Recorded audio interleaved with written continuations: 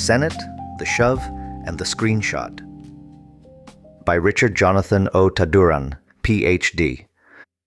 There are political moments that require long explanations. Then there are moments that require only a screenshot. Last week's commotion at the Philippine Senate belongs to the second category.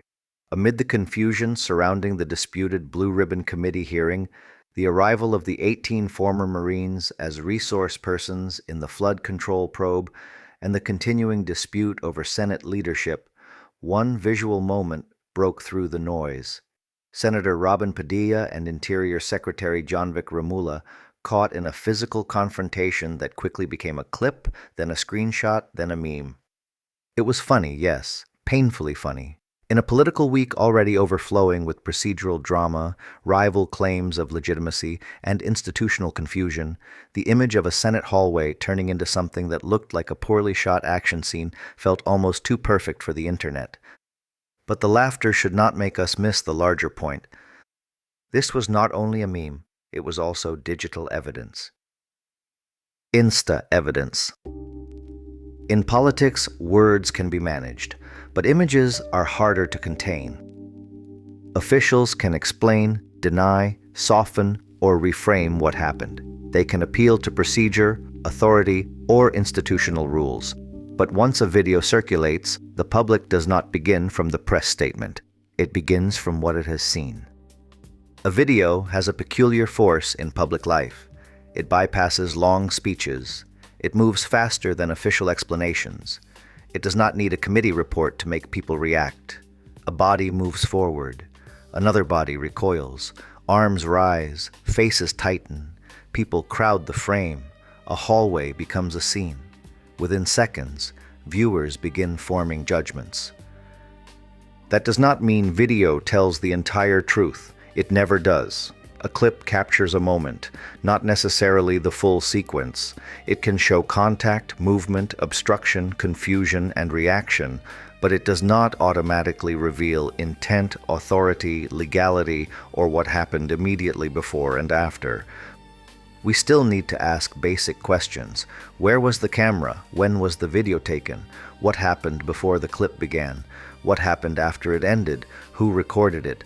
Was it edited? Are there other angles? Do independent recordings support the same sequence? A proper forensic examination would go further, cross-referencing the clip with other recordings, checking metadata and compression artifacts, verifying timestamps, and assessing whether the sequence holds up under independent angles. Only then can we separate raw visual evidence from selective framing or narrative spin. But even with those cautions, video changes the terms of political denial. A person can dispute interpretation. A person can explain context. A person can say the movement was defensive, exaggerated, or misunderstood. But once an image exists, the public no longer begins from nothing. The image becomes the starting point. Moment of truth. This is why the Senate shove became so powerful. It was not simply because it involved recognizable public figures. It was because it condensed a larger institutional crisis into a single visual fragment. The Senate was already divided. Authority was disputed. The hearing itself was contested. Then suddenly, the abstract disorder became physical. The procedural mess acquired a body. And then the internet did what the internet does. It turned the moment into a meme. Memes are not forensic evidence in the strict sense. They do not prove what happened. They do not establish legal responsibility. They do not replace source verification, timeline reconstruction, or full contextual analysis. But memes are evidence of something else: public interpretation. When people turn a political incident into a meme, they are not merely laughing, they are judging. They are saying that the moment revealed something, maybe disorder, maybe arrogance, maybe theatrical masculinity, maybe institutional embarrassment, maybe the absurdity of leaders speaking the language of procedure while their own surroundings descend into confusion. A meme freezes a moment and gives it symbolic weight. It chooses the frame. It highlights the expression. It exaggerates the posture. It strips away the official explanation and replaces it with public commentary. In that sense, meme culture is not separate from political evidence. It is part of how digital publics now process evidence. This can be dangerous. Memes can oversimplify and distort, turning serious institutional matters into entertainment.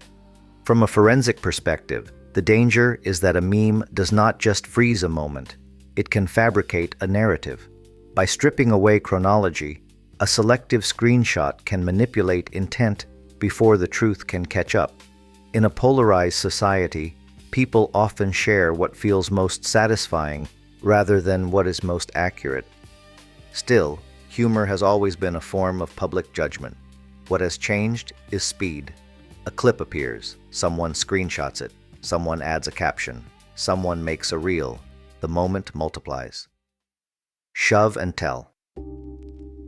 The Senate is no longer only a chamber of speeches, rules, and formal records. It is also a recorded space. It is watched through live streams, phone cameras, news footage, screenshots, and social media fragments. Every gesture can travel. Every confrontation can be replayed. Every awkward moment can become evidence, then commentary, then comedy. Digital evidence does not end debate. It does not automatically settle truth, but it changes where debate begins. It gives the public something concrete to pause, replay, enlarge, compare, mock, and question. The incident may be remembered as a funny moment in a chaotic political week, but beneath the laughter is a serious reality. In a time of institutional distrust, visual evidence has become one of the few things people feel they can hold on to. In the age of screenshots, political power can still speak, but it can also be paused, replayed, zoomed in, remixed, and laughed at.